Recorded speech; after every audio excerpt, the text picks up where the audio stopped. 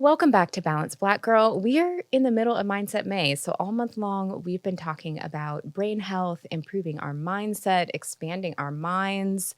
But a big part of brain health and mindset is just our ability to focus and figuring out how do we balance creativity with focus. Those two things can sometimes seem a little bit at odds, but I think that they can work together really beautifully. And that's what I really want to explore today. Also, talking about what happens when our brains sometimes think a little bit differently, because we can put a lot of pressure on ourselves to want to be very linear and to put our thought patterns into very specific boxes. And brains don't always work that way. Sometimes our brains are going to do what they want to do. So I'm really excited to bring in my guest today. I am being joined by Janelle Pearson, who is a community manager at Holisticism, which is a business platform that I love. Janelle, welcome. Yay, thank you for having me. This is wonderful. I honestly, I have been so excited to be on this podcast for a really long time. I know. Well, we've talked about having you come on for a long time, and so I'm glad that we're finally here. Yeah, me too. It's Definitely. Great. Perfect timing. So I love Holisticism, which we're going to talk more about Holisticism and what y'all do at Holisticism. But I was introduced to Holisticism from the 12th House podcast, which your founder, Michelle, hosts. We love Michelle. And I don't even remember how I found the podcast or which episode I stumbled upon, but it was an episode with Michelle and Wallace talking, and they said the term Squiggly-Brained. And as soon as I heard them say that, I was like, I'm seen. Yeah. Somebody gets me. Yeah, absolutely. I am understood. Yeah. Can you share with our community what it means to have a squiggly brain? What do y'all mean when you say squiggly brain? Absolutely. I would love that. So, I think we're in a time right now where there's a lot of talk about being neuro-spicy or neurodivergent, and that can manifest in a lot of different ways. Obviously ADHD is something that a lot of people are talking or discovering that they have themselves. And when we use the term squiggly brains, we're kind of encompassing all of those neurodivergent, neuro-spicy ways of being. But it's also people who just don't necessarily identify with a linear way of thinking or doing things, right? You don't have to be ADHD or whatever, neuro-spicy to identify as squiggly-brained. You just have to own your own way of doing things, or know that like maybe the way that society or the world or your parents have taught you or teachers have taught you to do things doesn't work for you. And that's really what we mean when we say squiggly brain. So it's the people who identify with that, I think, are the people who have grown up feeling like they've always been a little bit outside of the realm of norm in society. So hopefully that explains it. Oh, it totally does. And I love the term neuro-spicy. Yeah. I think that that's just a more empowering way to describe it. Yeah, and it's cute. Like, it's sexy. And also, like, it feels more aligned. It resonates more, right? Because, I think, obviously, again, we're coming out of this, I think, largely as a society, especially in this country. I can't really talk about what's happening mental health in other countries, but there's a lot of talk about what it means to be neurodivergent, and also like on where on the spectrum it lands in terms of like it being a bad thing or a good thing, right? And I think we're realizing that it's neither. It is what it is. Neutral. And yeah, exactly. And it's just a new way and a different way of being and showing up in the world and looking at things, and as equally deserving of being embraced and celebrated as anything else, and so when I think about sort of shifting the energy around being neurodivergent, neuro-spicy just feels like it's just like a little spice on how we normally do things, or how we think what we think normal is. It's just a little kick, a little bam, from Spice Emerald. up your life. Exactly. Yeah, it worked. The first time I heard it too, I was like, oh, I'm stealing that. That's it. I'm never calling it anything else. This is the description. Exactly. Right here. And who doesn't want a little spice, a little variety? I mean, come on. Life is so boring without spice. Right. Food is like, you got to have a little spice. Absolutely. Yeah. Can we talk about having a squiggly brain be a superpower? I love what you said about thinking differently, and thinking in a nonlinear way isn't good or bad. It's neutral. And I think for a lot of us, especially with our school system, especially those of us who maybe went to like elementary school in the 90s, which was probably the last frontier of like old school schooling, 100%. very linear. And if you were not linear, like something was wrong. With you, yeah.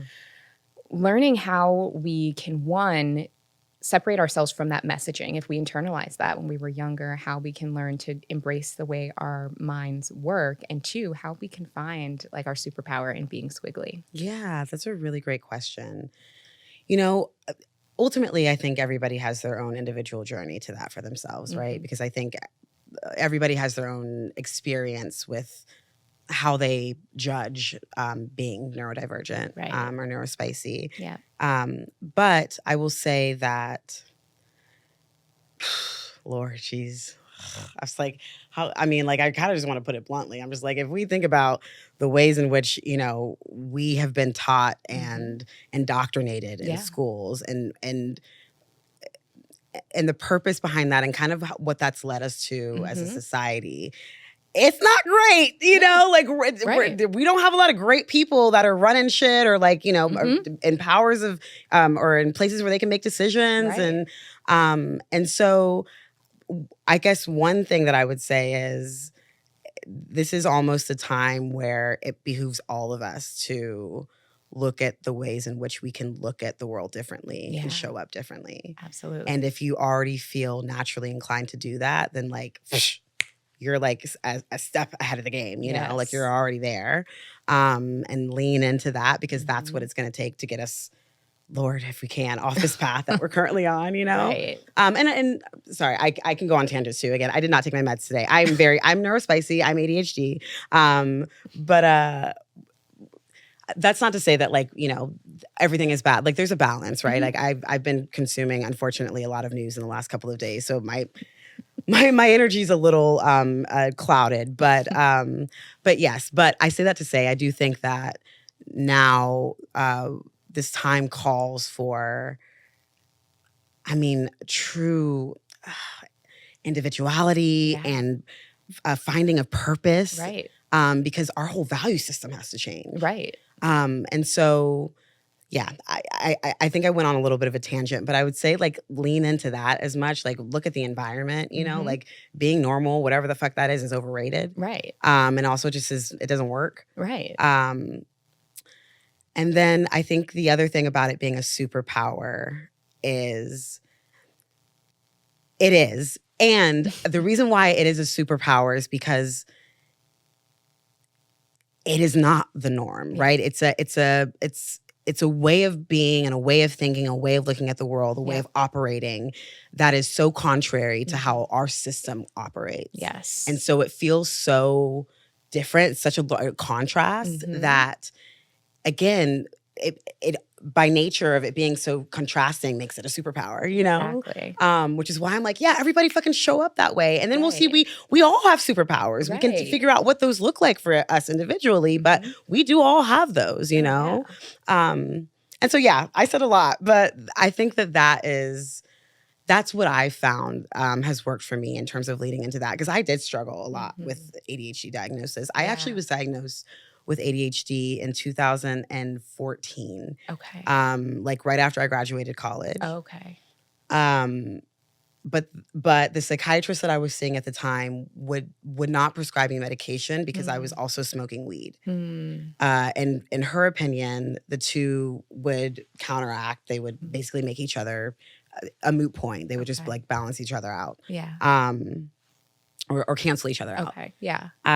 And I had, taken Adderall in college and also been smoking weed, so I knew that wasn't true. But she was adamant. And so at the time, I wasn't ready to give up smoking weed.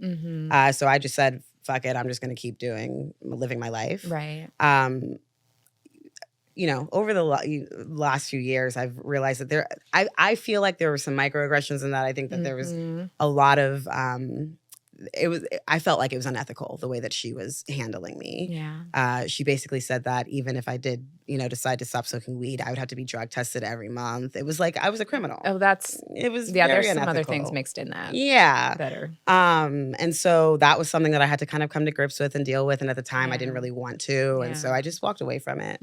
And so I didn't actually start taking medication for my ADHD until last year. It's been a little bit it's been over a year and a half now that Yeah. I've been medicated. Yeah. So you went And 8 years from being diagnosed until you started medication. Yep. Did the diagnosis, at least knowing, okay, this is how my brain works, was that helpful? What was that like? I think because I had that initial experience of having the diagnosis and then Yeah. being told that the way that I was handling myself was already wrong. I kind of, Yeah. it all blurred together. So it Yeah. felt like I had to have shame about having ADHD, and then also not somehow handling it the right way. And so it was better. It was easier for me to just like push it back. Disassociate and just, And ignore it until I Yeah. couldn't anymore, until I was Yeah. like, this is affecting my day-to-day life. Yeah. Um, Can we talk more about what got with you to that point? Absolutely, 100%. It was actually, well, the pandemic exacerbated it for Yeah. sure. And I actually started working for Holisticism at the top of the pandemic. So around the spring 2020, like a few months into the pandemic. And I mean, that was a difficult time for us all, obviously, but I mean, how it was difficult. We were all at home all the time, and I still had to show up, and I had to be at work. And you know, what I do at my job is I do a lot of one-on-one work with people in our community, and I love working with people. It's like, I think that's why I leaned into a lot of the other parts of my life with producing and just like, you know, being on sets and communities. I love community. People are like everything. I love family. Like I will ditch everything for family. But anyway, so that's a lot of the work that I had to do. And it required me to show up, you know, at great capacity. And that got really, really difficult for me to do early on in my job, where I started having constant daily anxieties that I was going to get fired. Like I was like, oh, so, you know, tomorrow's going to be the day, you know? And that's a hard way to live. It is. Consistently. You have no sense of safety. Yeah, exactly. There's nothing below me. And totally deregulated in my body. And I started developing like stomach pains, and it just was not fun. And God bless, God, I'm so grateful for Michelle. I mean, I don't think I could have ever imagined a better boss, leader, like head witch in charge than Michelle. Truly, honestly. There's so many things that I could say, but she just is the best model of generosity and graciousness and space holding. And also, I feel like because of how well she does that, she's more successful. You know, it's just like, oh my God, you can be a great person, and like that's the thing that makes you successful. Right. You can like put people first, and like that helps grow your business. You know, like that's wild. Not something that we learn, you know, growing up. Right. And so I was really grateful to have her as a boss and to be able to have spaces where I could communicate what I was going through and what I was experiencing. And there were times where we would be talking about medication before I actually got on the medication. And it was during that time where I had to go back to that time in my life where I had that diagnosis and I'd kind of just pushed it away. And you know, again, Michelle never pushed one way or the other, but she was always encouraging with where I was at. And I think that there was a conversation where we had where she said, you know, it's not, if you have to be on medication, you don't have to accept that it's a forever thing. Right. You know, like it can be temporary, but sometimes you need to at least ground yourself with the medication in order to get to a place where you can make the decisions to get yourself to not need it, you know? Such a good point. Yeah, no, 100%. And nobody had ever said that to me. Nobody had ever put that. It sounds all or nothing. It's like you are on this is who you are, this is what you do for forever. 100%. And I also grew up, you know, my mom has multiple sclerosis. And she was diagnosed when I was, in 2001. And she is anti-medication. Oh God, she's gonna hear this, but I'm gonna be real. She knows everything that I feel. She's anti-medication, and I've watched her deteriorate. I've recently became a caretaker for her. She's moved into, you know, my home. And I've watched her deteriorate over the last several years. And she still refuses to take medication. That's what I grew up with. So like there's already a self-conscious, or you know, an unconscious bias against it. And so, yeah, so, I had that conversation with Michelle, and it really did it. I think it helped kind of push me forward into that decision. So I went back to a different psychiatrist this time, a psychiatrist of color. Good. Because the first woman that I saw was a white woman. I think that's worth noting. Yeah. And I told him everything that was going on, and because it was with the same insurance, it was with Kaiser. He had seen my records even from all the way back then, so he had already seen the diagnosis, but he still put me through the test anyways, just to see where I was at. Yeah, he'd re-diagnosed me and then put me on medication. And if I tell you, I mean, like, I don't exaggerate. It changed my life. Like, I can't tell you enough how big of a shift almost immediately I felt being medicated, because I could focus and like feel my brain could be a little bit more linear in a way that I needed in order to get my work done. Right. And which then lifted my anxiety, which then lifted my depression, which then allowed me to like see clear and then be creative again. And I wasn't just feeling like I was always catching up to the next thing, you know, like I was always behind. And I could actually like learn and like gain skills in the work, and it was just so night and day. And since then I definitely like I'm still in a figuring out exactly like how dosage works for me, and like I'm on a different dosage this month than I was last month, and so it's still like trial and error. Excuse me, but I'm much better now. Now that I at least have the medication than without having it at all.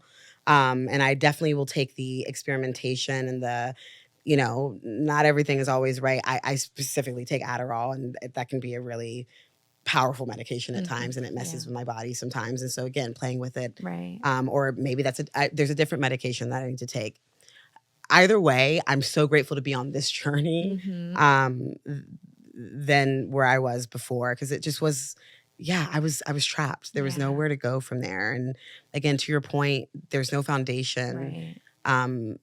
And when you're in a space where you're just in survival mode, you can't thrive. Yeah, you can't thrive. You can't do anything. Stuck. You're just surviving. You're stuck, And I was in survival mode for a long time. Yeah. And didn't realize it, honestly, until it came to a head. So, that's not to say that everybody needs to be on medication at all. But I am an advocate for, if it's something that you feel like you need to go for it. And you have to advocate for yourself. Yeah. I think if I had pushed back on that first psychiatrist or asked for a different psychiatrist, that I may have gotten medicated sooner, or may have come to grips with it sooner, and dealt with less shame around it, because I still, even when I accepted the medication and accepted the diagnosis fully, I still felt a lot of shame around it. Yeah. There were a lot of times where I would be exhibiting very clear ADHD symptoms, and I would just be like, no, it's just like a unique quirk of mine. Like, I'm just unique. I'm just like quirky, like I'm just like, it's not the, yes, I can't blame and.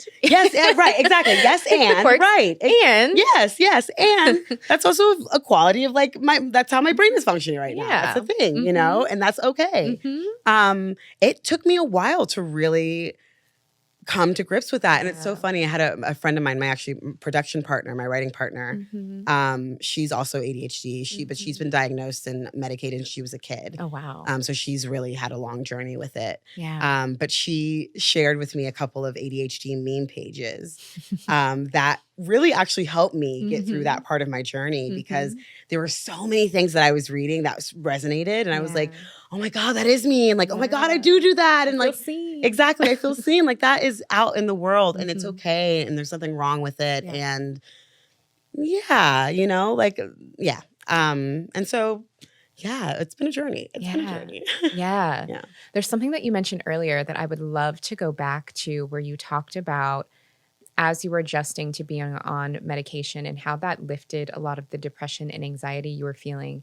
It created space that helped you be creative. Yeah. I think for a lot of people, they may feel like, whether it's medication or other tools, that they have this impression that it stifles them, that they then can't be themselves or can't be creative. But I really like how you said that it was a tool that helped give you the freedom and the safety to feel creative and to be able to express yourself when you weren't so stressed about being found out or about functioning the way you needed to function. Yeah, 100%. Yeah, I think, Yeah, I think again, specifically for ADHD, you know, the way that at least mine works is I'm always going at a million miles per minute. And it is like, you know, it's very unpredictable. There are moments where I'm really obsessing over something and I could be obsessing over something for hours. And then the next day I can't focus on something for 5 minutes. Yeah. And so just the back and forth, just the unpredictability of it, again, there's no way to ground yourself in that. And it does make it really difficult to be creative because for me, I won't say in order to be creative, so this has to happen, but I will say creativity works best for me when I feel relaxed. Yeah.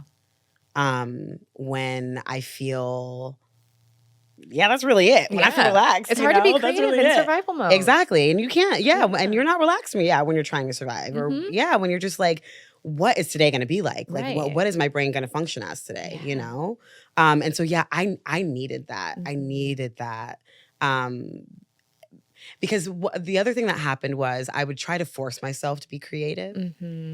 And because I wasn't, again, in a place where I had fully accepted my diagnosis and what I needed, I started to inflate my inability to be creative the way that I wanted to be with my ability to be creative at all. I started to think that it was a me problem and that I just wasn't talented enough, or I didn't have a skill set, or I wasn't smart enough, or I don't know, I didn't have enough information or something, fill in the blank.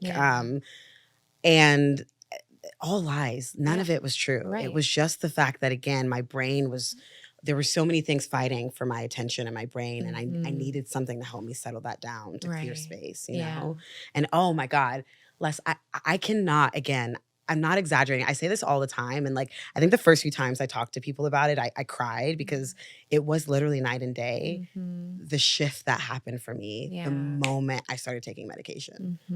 I mean, I feel like a whole new person. And I was the same person, but again, I wasn't in survival mode anymore. I could breathe.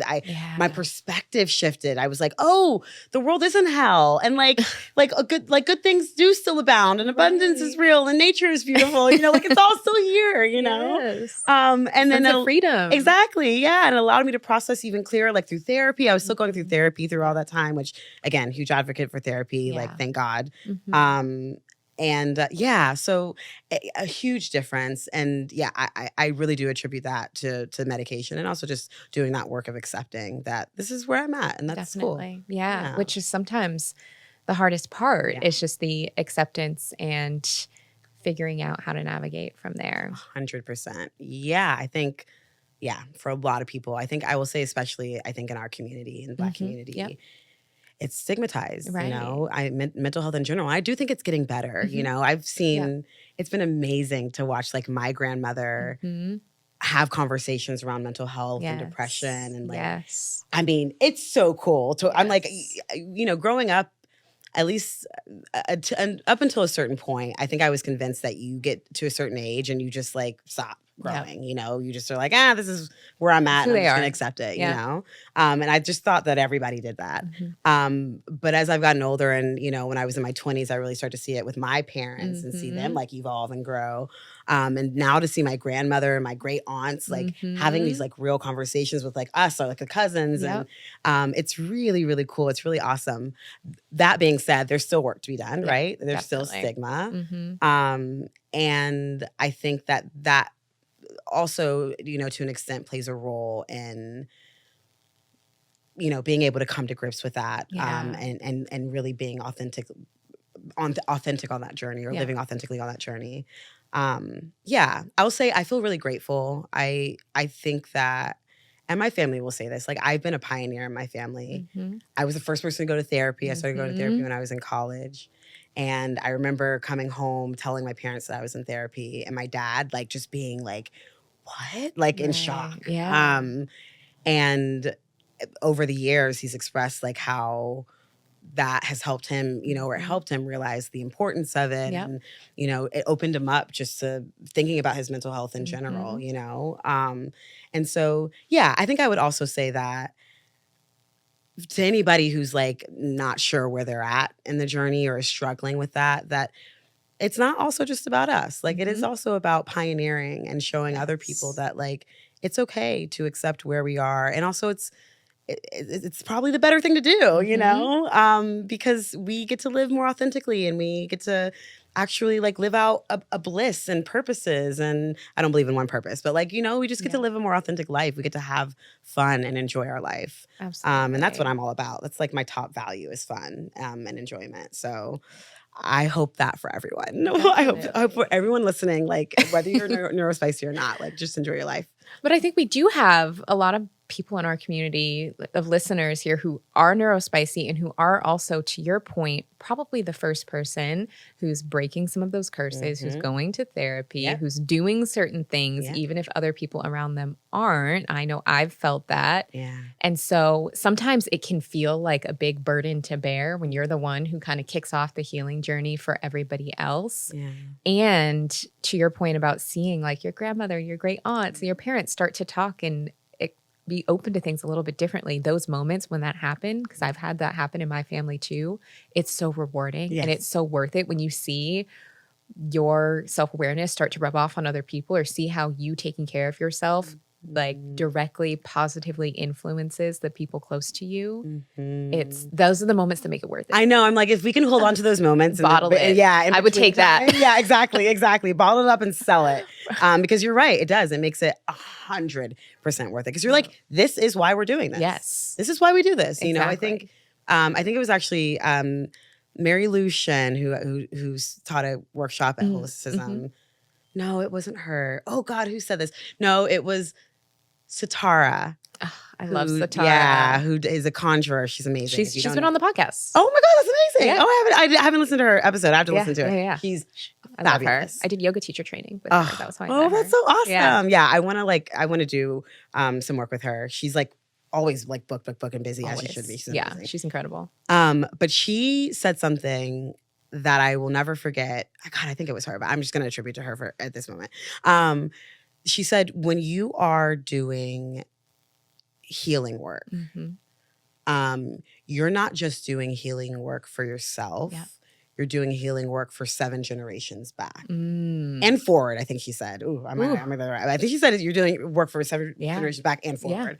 I have never forgotten that. Yes. And of course, like, you know, hearing that does sound like that's a heavy burden, right? You can't necessarily walk around with that, right? Like, I'm healing for all, you know. It's like carrying 11 people with you. Exactly. 7 people on your back and that's a lot. 4 people on the front. Yeah, that's heavy. That's a lot of weight to carry, you know?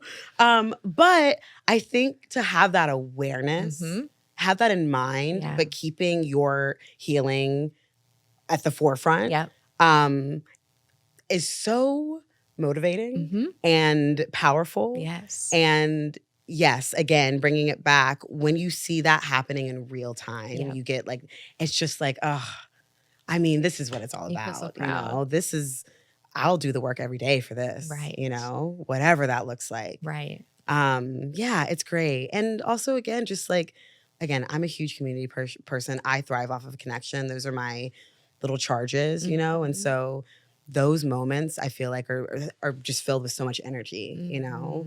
Like, oh, we really see each other in this moment, you know? We're really having a real spiritual human moment, you know? It's the stuff of life for me. And we're having those healing moments together because sometimes I think a lot of the focus on healing is so singular, and there is a lot of it that is inside work. When you have things going on in your mind, in your body, it can be you and you in that moment, but there's also so much of healing that is done in community 100%. And with one another, and we can't have one without the other. Yeah, 100%. I would almost say I think most healing happens in community. Yeah. I think that we learn how to cope and heal on our own through community. We can't really get there unless we have that first. Yeah. And I also think that ultimately, I mean, like we're all here for each other. I say that all the time. I think like we wouldn't all be here if we weren't supposed to be interacting and, you know, in community.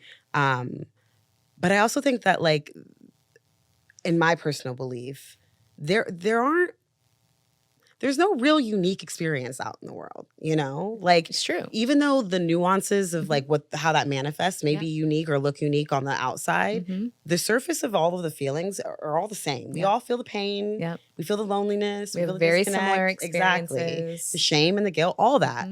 And so what's that for if not to fucking work that out together? Connect you know what over I'm saying? it. Yeah. What is that? What's that about? Right. And I love also too the fact that, again, we all have such unique and nuanced perspectives on it too. I think, the other side of that, or kind of going further into that, is allowing yourself to be open to that, right? Allowing yourself to be in a situation with somebody or conversation with somebody where you don't necessarily have the same perspective or think about something the same way, but it doesn't make either one of you wrong. That's okay. And both can be celebrated. I'm also having like a lot of conversations right now with my partner. We've been having like a lot of like deep, just like relationship type conversations. Because we're talking about, I call them my partner, but we're not together right now. We're on the path of reconciliations. We'll see. But that's real. Yeah, but it's very real. But it's forced us to have to confront that, to have those conversations and be like, okay, can we accept that like maybe we don't have the same perspective on this, but like, is this a deal breaker? Or or is that okay? Like, can I celebrate the fact that you feel this way? Does it really mean like impact me that you think about this way? You know? Yeah. And so anyways, I feel like I've gone on such a tangent and a roller coaster, but it's all related and it's all connected for sure. Yeah, absolutely. Yeah. So I would love to talk about maybe some like strategies for squiggly-brained folks, because I have not been diagnosed with ADHD. I identify as more of like a non-ADHD squiggly brain, where it's like I communicate in a very linear way, but in my head it's not the way. What's happening up here is not very linear, and it's a journey for what comes out here. Is how I would best describe myself. And so for me, I have from a pretty young age had to learn how to create a lot of systems of focus for myself just to continue functioning. And I think for a lot of us squiggly brain folks, that's what we have to do. So I'd love to talk about maybe systems and things that have helped you 100%. as you've navigated the squiggles. Yeah, that is the magic word. Systems is the magic word. And it's a lot of what we do at Holisticism, and in the North Node, which is like the private part of that of Holisticism, our private membership. But systems and the implementation of systems changed my life as well, along with with the medication. I think having the medication allowed me to implement systems. Yes, they work together. Exactly, it's another tool. 100%. I was introduced to Notion, obviously, immediately, working at Holisticism. I love Notion. I'm obsessed. But when I first was introduced to Notion, I think that was actually one of the things that really contributed to my breakdown. I was so overwhelmed by trying to comprehend Notion, which actually really isn't that difficult to comprehend. The fact that it could be anything is what makes it difficult. It's not hard to use, but the fact that you could turn it into anything. Unlimited possibilities. Yes. Exactly. That's overwhelming. Yes. It's analysis by paralysis, right? And so I mean, there were days where I was in front of Notion crying. I'm not being like dramatic. I'm not exaggerating. And I just thought I was dumb. I was like, I don't know why I'm not getting this. And I'm like, how honest do I get about this? You can be totally honest. There were a lot of elements that contributed to that. I think when I first started working at Holisticism too, I was the only woman of color. I think that was really difficult for me to reconcile. And the community at the time was largely white women. We've definitely have had more women of color come in since then, but at the beginning that was difficult. Well, I'll say we had another woman of color working with us as well, but she then left, and then I was the only one. And so, there were days where I just was like, I'm an idiot. I don't belong here. I'm not smart enough to be in this space. I'm just not it. It was wrong. I was really mean to myself during that time. But again, I was in survival mode, right? I couldn't even grasp any kind of real perspective during that time because I needed medication. So being in front of Notion, I was exacerbated those feelings. And once I was able to be medicated, and I started to allow myself the time to just play with Notion, the world fucking It opened up for opened up. me. Yep. It opened up again. I was settled. I could actually focus. And I just started building databases. Yeah. I built, my personal dashboard. Mhm. I started creating like my own ecosystem for my life and planning out all my projects and things that I knew that I wasn't working on right then. Yeah. It felt good to get on. To get it in my, system, Mhm. because there was a space for it. I knew Yep. it wasn't going to be like floating around in my head, being like, don't Exactly. forget about me. You're going to Yep. want to work on me, Mhm. giving me anxiety. And so that really changed the game for me. And then it became about, how do I use this consistently? Yes. How do I implement something that I can rely on so that when I'm inevitably going to be at a time when I'm traveling or Mhm. I don't know, life, and I'm just not Right. feeling well, I can fall back on something and not just Exactly. go back into chaos. Yes. And it took time for me to kind Mhm. of figure that out. And here's the one thing that for sure that I figured out without a doubt is that it always changes. Yes. And it will always be changing. Yes. So, at the beginning for me, a system looked like I implemented exactly like what I learned from Holisticism, right? Mhm. Monday, hour one. Mhm. Every Sunday, I would write down all the things that I had to do for the next week. Mhm. And then that Monday morning, I would take an hour and I would put that into my calendar. Mhm. And then I would follow. That would be my week. I would follow the week. Now, inevitably, I wouldn't do all of the things, and so some things would get pushed. And but that gave me structure. Yes. And it also gave me a space to recognize when I wasn't showing up for the things that I said I was going to do, Mhm. why I wasn't showing up for those things. Yes. So I was able to make adjustments and pivot, Yes. Yes. Again, it allowed me to see my world and, in one space, Mhm. which then allowed me to make decisions that felt aligned with where I wanted to go. And then I just felt like I was living life. Yes. And so, I think, again, over time that system has changed for me. Mhm. It doesn't look the same. Now I work with a blotter. Mhm. I'm very analog. I love writing. And so I still have a Monday hour one, but it's in paper form. Mhm. And there are other aspects of like my life that I've systemized as well, like spirituality. So every morning I'm up, I'm doing my morning pages. Mhm. And some mornings I miss, and that's okay. Yeah. I don't beat myself up for that, but I'm more than not pretty mostly consistent. Mhm. Every morning I have my tarot cards on my desk in a place where I know that I need them because Yeah. ADHD, If you out of see sight, out of it, mind. yeah, you Object do it. impermanence is a thing. That's real. And so if I know that it's important in my life that I have to use it, it's Yep. got to be somewhere I can see it. Right. Right. So it's like those little things, right? Like Yes. knowing what's going to work for you based Yep. on where you're at and setting up your life so that it's in flow. Yep. You're not having to do extra work to, go to the cabinet to get the tarot deck and pull it out. And Exactly. you're not going to do that. No. You're not going to do that. And then you're going to be wondering, or, even for me, like get out of bed and walk over to my desk and get my journal for my morning pages. I'm not going to do that. Mhm. And if I don't have my journal in my bed with me so that I wake up and I literally can reach over and grab it, Mhm. I'm going to be 2 weeks from now being like, why do I feel so fucking depressed? Yeah. Why do I feel so sad and disconnected? I'm like, Right. oh, I haven't meditated or like done my morning pages in like 'Cause 2 the weeks. system's off. My system's off, Yeah. right? It's off. And so like the system is really good for living life, but it's also good when you're implementing it for knowing why you're feeling a certain way too. It's like when Exactly. you have that in place, you're giving yourself the opportunity to make cues or give yourself markers Yep. for when you're off Yep. or why you might be off, which then allows you to make a decision about whether or not you want to get back on, and if you do, then how, yeah. And there's so much freedom in that because we tend to think that if something's not working, something's wrong with us. When really it's like, no, the system's just not supporting you. So it's time to adjust it. Exactly. It's not you, it's the system that's Yep. not working. Mhm. And that, yes, I thank you for saying that, because that's like the crux of it. And really, really important, because you're right. We always, it comes back down to, oh my God, I'm broken, Mhm. And it's so easy for us to feel that way. Yep. when no, it's just like you got to just find a different way that works for you. Right. You are just you've put yourself into this little box and you think that this is the way that it has to look, and that ain't gonna work for you. You're not that type of person, you know. Or maybe that worked for you a month yesterday, ago, but it doesn't work for you today. Not. Exactly, Yep. exactly. And so yes, 100%.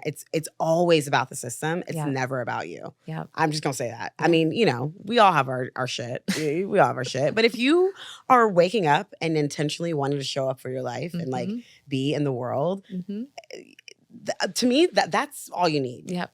I've been holding on to this Naomi Osaka quote. She said, like, right after she announced her pregnancy, I'm going to butcher it, so it's not verbatim, but it's something along the lines of, I know that I may not always make the best decisions, but I have confidence in the fact that as long as I'm making decisions with good intention, everything's going to work out okay. That's beautiful.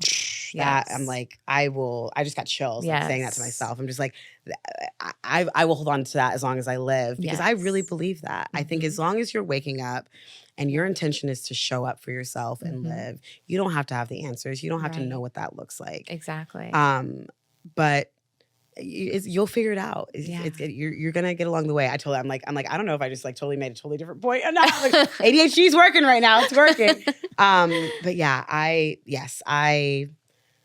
is the point that we're not broken, that usually our hearts are in the right place, but that I think sometimes we want to see routines and systems as these like really stringent things that we, you know, our worthiness is measured by our ability to stick to it, when in reality, it's something that should be supporting us. 100%. And if it's not working, that means it's probably not supporting you. So there needs to be an adjustment. Exactly, 100%. And yes, I also love, talking about too, like the rigidness of structure or systems.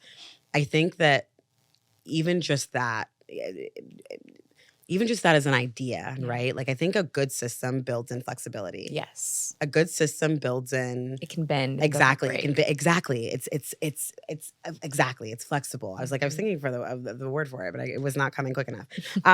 Flexible is good. That works.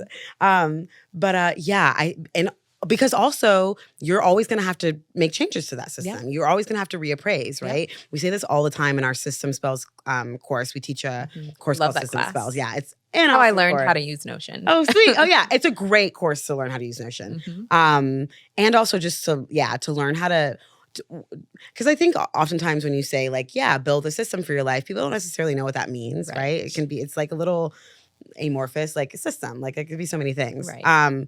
But System Spells is a really, really great course to sort of have an understanding of what that can look like. That can look like so many things. I use Notion, and now I also use a blotter and paper. But you could use anything, a Google or a binder. Like there's so many things you could use to create those systems for yourself.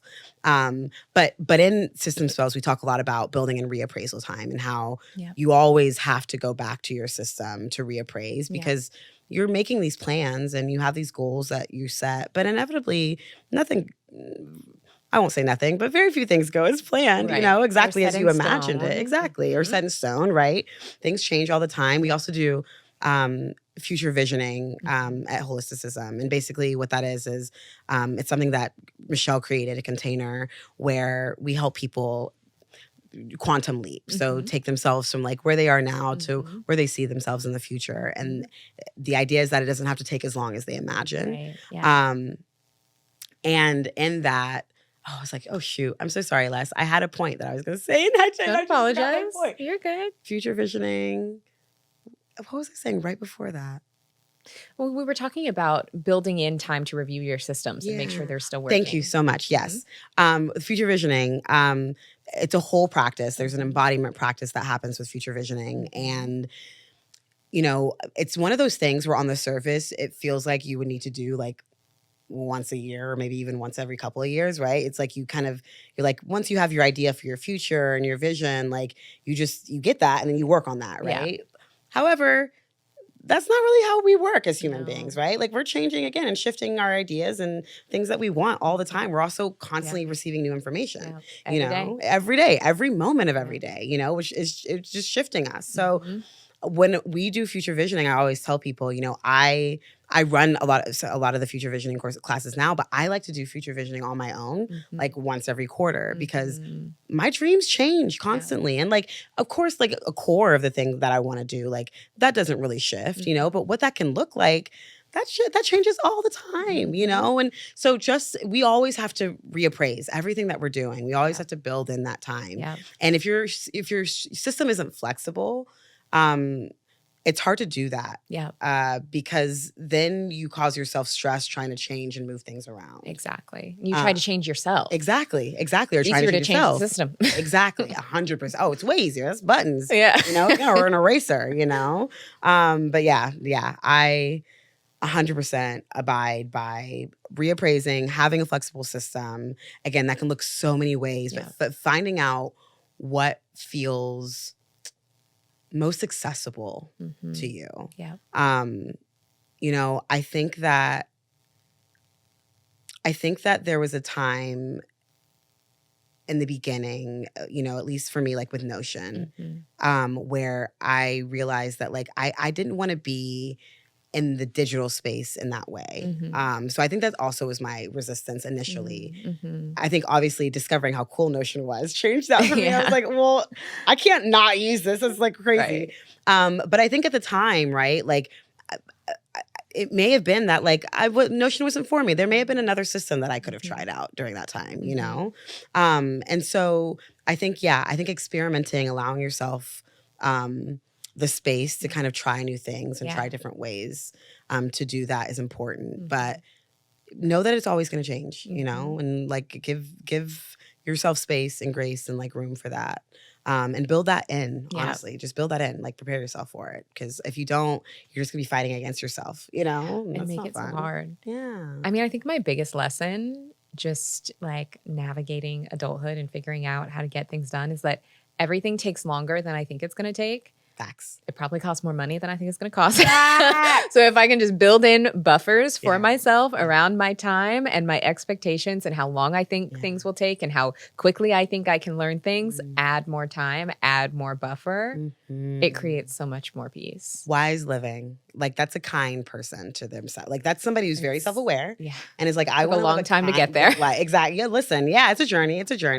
But that is it's a wise way of living. I mean, it is. It's like, I want to live a life that is filled with peace. Yes. At least more peace than chaos. Right. So I know that I have to give myself the things that I need in order to assure that happens. Exactly. I mean, that's what it is. Nobody else is going to do it for us. No.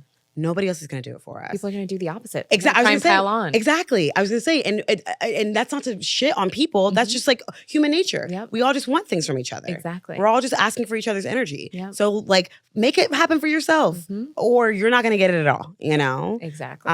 Yeah, that's a big lesson, and a lot of people do learn that late in life. But again, to your point, generationally, I think in our cohort, we are seeing a lot of us doing that work and having those recognitions and like really talking about it, and sharing that with our communities and our families. And it's really cool to be a part of that and to see that. And I'm grateful. I think overall, I'm really, really optimistic about where we're headed largely as a community. I think so too. And so many other thoughts came to my mind, and it's a big statement, but I agree. I do think that more of us than not are really invested in doing some healing work and at least questioning, is the way that we've done things the way we need to continue doing things? And I think as long as people are questioning, we can always move forward. Yep. That's where it starts. Yeah. You just need a question. The questions just like open a little door, you allow yourself for more perspective to come in, Exactly. Yeah. I feel that 100%. And I agree. It is. I do feel really optimistic about that. And that's happening a lot. For sure. Yeah. It's a good life. It is. And I think our generations, I think millennials and Gen Z specifically, we're asking a lot of questions. And I think we're willing to do things more differently than before. Yeah. And more unapologetically. Yeah. Like really especially Gen Z. Right. They are. I love it. I am obsessed with them. I'm obsessed with them. Yeah. I'm like, I mean, listen, I'm gonna take my credit. Like, we carried the ball in here. Like, For we sure. started. We definitely were pioneering. Absolutely. But they are taking that fucking ball, and like, low-key, sometimes I'm offended. You know what I'm saying? I know. I'm like, oh, I am getting old Right? because am I a little more old school than I thought? Low-key, I'm like, oh my, am I conservative? My edges are gone. Right? Exactly. No, but it's great. I love it. I love it. And you know, I think that, of course, I think we're always, every generation, right? You're going to hear a debate about the next and the one before. Yeah. That's always going to be there. But I think that what I really celebrate and honor about Gen Z, this generation, is their, again, absolute ruthlessness and their ability to be so unapologetically themselves. Yeah. And to not just take it on the head, you know, to not take it on the head, to just be like, to question everything. Yeah. Again, almost sometimes to the point of offense. But like, what the fuck? Who, you know, it's like, it's got to, it is going to swing to the other opposite end of the spectrum. We've been a society of like robots and rule followers and sheep for so long. Right. It's going to get a little crazy, you know, for a little while. And that's okay. That's just, I think, the nature of how things work and operate. What goes up has to come down, you know, and as the higher it goes up, the harder it's going to fall, you know? And I think we're kind of in that right now, you know? But it's great. I think that's how progress happens. I think that's how change happens. I think that's how we see forward, you know, momentum. And we fucking need that. It's true. More than anything. And that's kind of like how we started the conversation in talking about squiggliness as a superpower, just the willing to see and do things differently. Yep. Full circle. Exactly. Exactly. Yeah. I'm so grateful. I'm like, this is the time for like superheroes. Like, and I don't mean superheroes as individuals. I mean like as communities. Yes. You know, of us like really showing up for each other and showing up in community and being in our purposes, you know? I love that. I love having not just one purpose, because I don't believe in just one purpose, and I also don't believe in purpose confined to jobs, because I'm like, no, 90% of my jobs have involved Google Docs and emails. Facts, 100%. That's what I do all day. That's my purpose, right? Yeah. I'm not buying it. It makes no sense. I'm not buying it. It's corporate hoopla. It's capitalism bullshit. Like it's fine. That's what we do, but that's not who we are. Exactly, 100%. Big difference. 100%, huge difference. And yeah, I think that's also a really important distinction to make too, because I think so much of us associate our value with the work that we do, you know, especially as like creatives and artists. That can be really, really difficult to keep separate. And you know, I identify as an artist and as a creative. It's what I've done all of my life. Yeah. And even though I work in that, my value is in just my innate, just me and showing up in my existence. Yes. And I get to be able to tell that through my art. Yes. You know, but that's not where the value lies. Exactly. You know? And the value is also not in how other people perceive that. Exactly. Yep. Right. And that's what can make it really, really difficult is as artists, you know, especially if you have a goal to like attain some sort of level of success in the industry, you do kind of have to rely on other people's validation, or you need that in a way to kind of get to the next level. And it can be difficult to keep that in proper perspective. That's a really tricky kind of constant game that you're playing as an artist. Yeah. Especially like, Jesus Lord, as a musician or an actor, like, oh my God, or any artist in general, all art. It's rough. It's not the industry that gets in the way of the art. And I mean, we're seeing that right now with the writer's strike and with everything that's going on. Oh my God. Yeah. You know. Yeah. Oh God, the writer's strike is a whole other. I was just yesterday having a conversation with two writer friends that we're working on a feature right now, but I'm not in the WGA and they both are. Yeah.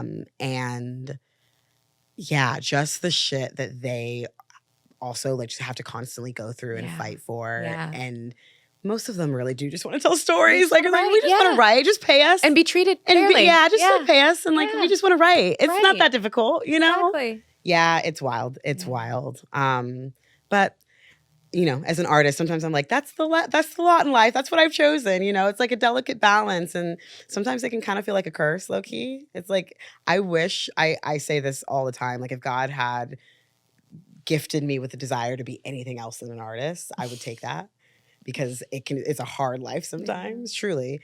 And it sucks because it's like the things that make it hard it's like capitalism is what makes Yeah, it hard. truly. And all of these man-made things make it truly. hard. Innately, like it shouldn't be hard It shouldn't. to want to create art and to get to do that. Yeah. And that's what's so frustrating. It's like it's hard when it doesn't have to be. 100%, 100%. And, you know, yeah, and I'm gonna be honest. Like, I definitely have very surface like dreams and visions of myself of making it to a certain level in the industry. Like, that's And a there's real nothing thing, wrong you with know? that. Yeah. Yeah. And so again, like, you know, it's battling that, like, having that.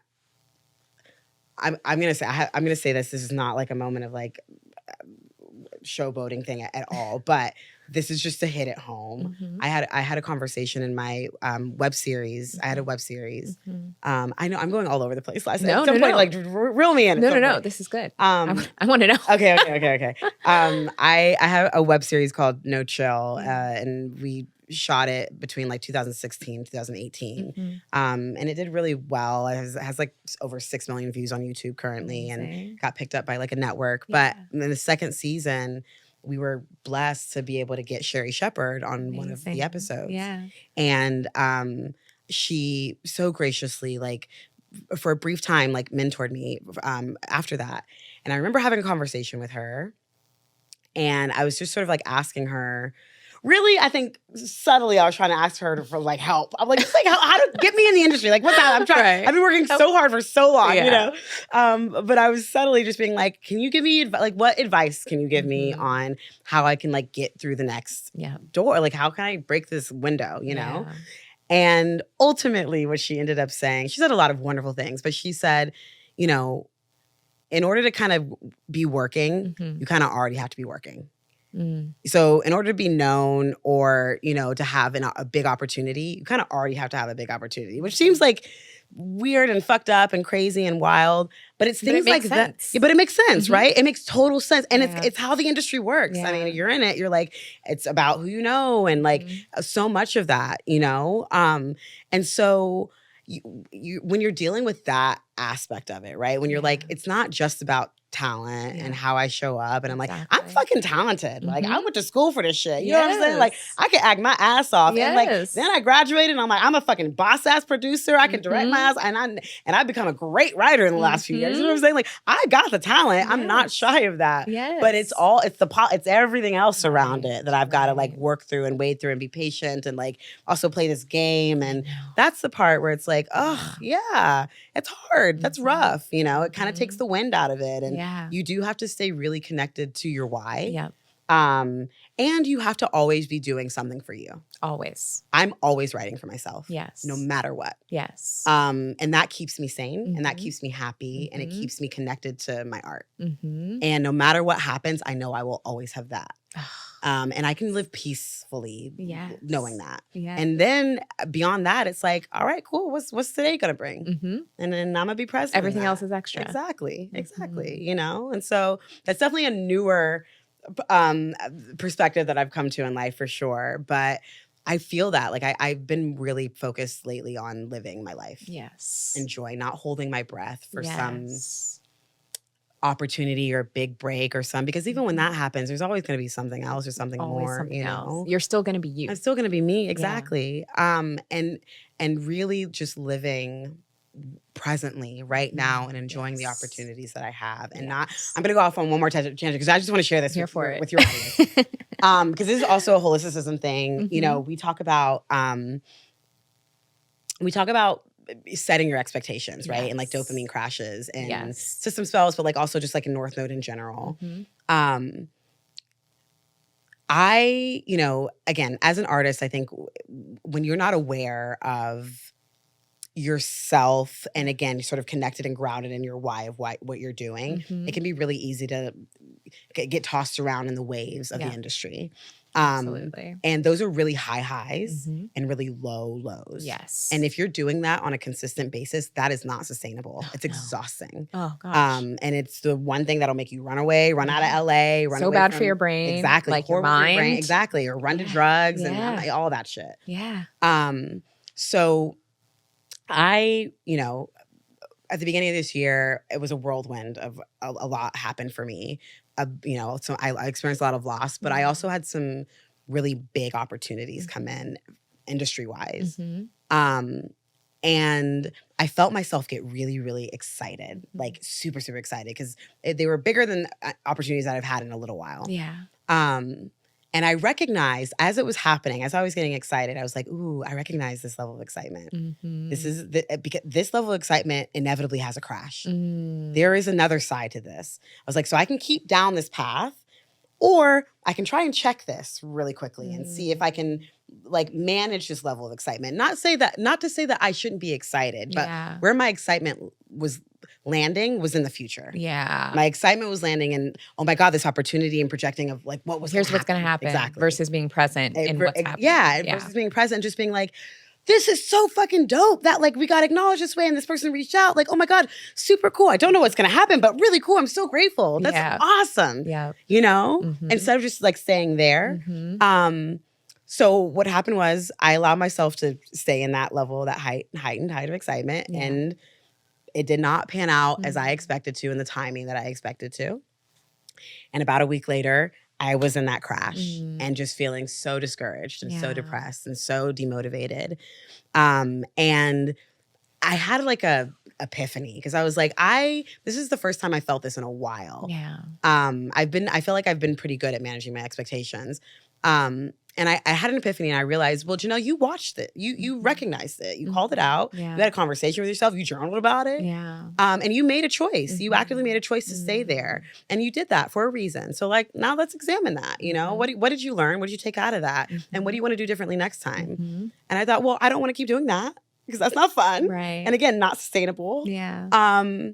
So what does that mean? That means that I need to start to look at how I can lean into what's happening now, right? Yeah. Gratitude is the attitude. Like, listen, I'm gonna just put it like layman's terms. Gratitude is the attitude, right? How can I lean into what's happening for me right now and enjoy that and recognize that as my life? Yes. Rather than it creating my life in some future whatever, you know? And again, it wasn't, I haven't had to do anything difficult. It was just like recognizing that and shifting that perspective and then going back to a consistent practice of gratitude. It's like, I'm journaling, but I'm also making sure I'm throwing some gratitude stuff in there. And like, and then when I'm getting those opportunities, recognizing it and taking that moment to be like, I'm so grateful that I have this opportunity. Yeah. And I'm so excited for like that I get to do this. And I don't know what's going to happen with this. But I have faith that life is going to work out. Yes. And I can savor what I have right now. Exactly. Yeah. Exactly. And here's the thing, and even further than that, and being even more specific, I know that I'm going to make my life happen the way that I want it to in terms of my career. Yes. That it may not look how I imagine, but it's going to happen and I'm going to feel great about it. Because the feeling is what's most important. Absolutely. And I don't know what's going to pop off. I don't know exactly how that's going to unfold, but that ain't my business. Yeah. So my business is just to enjoy what's being given to me right here in the present moment. Exactly. You know? And yeah, it's been great. It's been a wonderful practice to land in. And we talk about that a lot at Holisticism because especially as entrepreneurs, especially as creatives, people kind of going after their thing. Yeah. I think we have a tendency to dream really high in the sky, right? It's a big dream to just have your own business. I think especially when you have a squiggly brain, you're often not limited by the things that more linear people are. Yeah. So you do have a tendency to maybe be, I know the internet streets want to call it delusional or like maybe a little more unrealistic and be a big dreamer, which is amazing. Yeah. And also understanding how to manage the disappointment that can sometimes happen if things don't work out in that way is really important. 100%. Yeah. Again, because that's exhausting. It's like, I mean, I liken it to like, you know, and this is not supposed to, I don't mean this to be like a body thing. I just mean like in terms of science and like physical, like losing a lot of weight and gaining a lot of weight really quickly back to back to back. It's not good for your heart physically, right? Like when you're like back and forth, or if you're doing it extremely, right? In extreme ways. Yeah. I liken it to the same thing, right? It's like energy when you're like, you know, actively riding these highs of excitement and like, you know, exhilaration and then crashing the next week.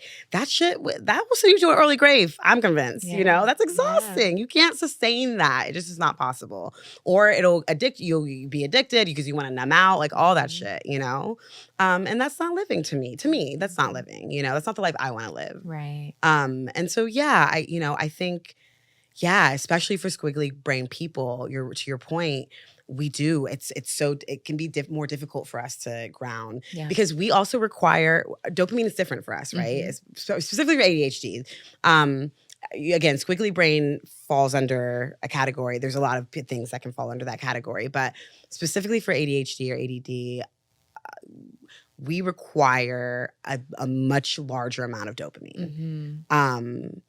And so it can be really, really difficult for us to find the spaces where we can kind of settle because we're constantly looking for that newness, that thing, that novelty, that next thing. Exactly. And so it's good to be aware of that because it's just good to be aware of self, and to recognize when you're doing that. But we do have to work extra hard. We have to be extra precious with our time and our energy. I mean, we kind of have to be vicious about it. And really selfish about it because it's harder for us than it is for other people. That's just a fact. And if we don't accept that, then we're really setting ourselves up for failure. And if you're not working with yourself, then you're working against yourself. Exactly. And who wants to do that? Don't do that. Don't do that. I don't know if you can see me, I'm looking at this camera. Don't work against yourself. It's not cute. I don't want that for you. And it's hard. Yeah. We've all been there. I want to see you. I know we've all been there. I do it. I still do it. I'm not, no judgment, seriously. But that is truly what it comes down to, we want to show up for ourselves. We want to be happy at the end of the day. Don't we all just want to be happy? Healthy, happy, thriving. Healthy, happy, thriving. So we got to show up that way, we got to be fucking vicious with our time and our energy, Period. And our focus. Yes. Period. Amazing. Point blank. Ugh. I feel like that is the perfect note, bookend to today's conversation about working with our squiggly brains. Janelle, thank you so much for being here. Can you tell us more about what you're doing at Holisticism? What's next for y'all? How we can keep in touch with you? Absolutely. So we're actually opening up the doors to the North Node in June. Node. I'm a member of the North Node. Yes, Les is a member of the North Node. If you want to know more, please ask her. I hope she'll say great things. Of course. But also, you can ask me, I'll tell you. But the North Node is our private membership. It's where the crux of our intuitive business curriculum lives. We have a curriculum that basically, it's made up of 5 archetypes. We call it the Archetype Success Path. And there's over 300 hours of content that we have in our curriculum. It's for intuitive business owners or entrepreneurs, but it's also for people who are looking to integrate spirituality and their own intuition into their lives. You don't have to have your own business. All of the work and the content is applicable to you, even if you're just wanting to integrate in your own company, And so definitely just love witchy, badass people who are not afraid to step outside of the box and learn more about themselves. So North Node. It's we open June 17th. Perfect. The doors open. I think $69 a month membership for a lot of content and a dope community. We have an amazing. I cannot brag enough about our community. It is my pride and joy. I do feel kind of responsible for the community. I kind of feel responsible for it. I feel like mama. I feel like I've also had to work and help shape the community, and so they are my babies. And they're amazing, and they're so well resourced, and they're also just really nice to each other. And so many of them have made really great friends. We've had a lot of in-person events. We've had a lot of people collaborate on work, and I've worked with some amazing people. I mean, our editor who edits Balanced Black Girl, in the North Node, and I've had brand deals and collaborations from other North Node members who I've worked with, and it's a great community. Yeah, they're really freaking awesome. So come join us. Come say hi. We're really cool, and we do a lot of fun things, and we have a lot of content. It's fun. There's a lot of knowledge, a lot of information to take you to the next level, to be a boss. I mean, you're already a boss, but we can continue to boss out. Yes, help you refine it and focus it. Exactly. Feel good about it, Amazing. Well, we will link more information about the North Node in the show notes so that everyone can check it out. Janelle, thank you so much. I loved this conversation. I loved having you. Thank you. I'm so grateful. Coming. I feel honored. Truly, I feel really grateful that you would have me here and would want to talk to me about this. I don't think I've had a lot of spaces, especially with people of color or another Black woman, where I've been able to really just dive into it. So I feel really, really grateful. And just thank you for holding this space for me. It's been wonderful. Oh my gosh, it's my pleasure. Thank you for being here. Yeah, absolutely. Sweet. Yay. Kofi. Yay. Yay. Thank you so much.